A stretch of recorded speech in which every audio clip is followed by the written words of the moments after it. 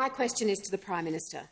The IMF has expressly warned against Labor's $45 billion in off-budget spending because it will lead to higher inflation, which of course pushes interest rates up.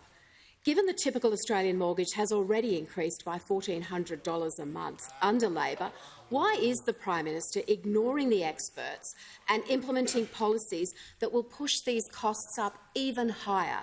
Why do Australian families always pay more under Labor? Give the call to order. Give the call to the Prime Minister.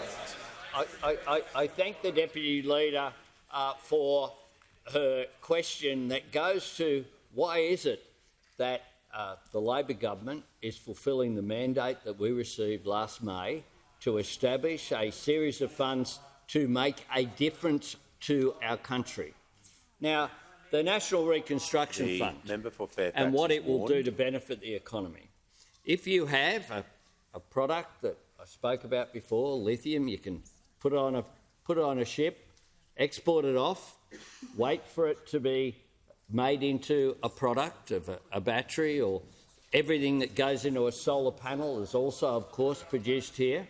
We can import it back, and take solar panels as a good example. Currently over 85% of the world's solar panels are produced in one country. If things continue to project, that figure will rise to over 95% in a decade. Now, if you think about the role that renewables plays and how vulnerable that makes the world to supply chains, it makes absolute economic sense for us to, where possible, make products like that here. It's a matter not just of creating jobs here. It's a matter not just of creating higher economic growth here. It's also a matter of our national security and our resilience, our capacity to stand up for ourselves. And that's why we support the National Reconstruction Fund with $15 billion in it. We also have legislation before the House on our Housing Australia Future Fund. Both of those policies announced in budget reply speeches at a time where opposition leaders used to come out with policy. Both of those announced, both of those taken to an election, and both of those that we got a mandate for. Now that will produce an increased supply of housing. Now, when you build housing, you create jobs, you create economic activity. Prime Minister will pause. Order.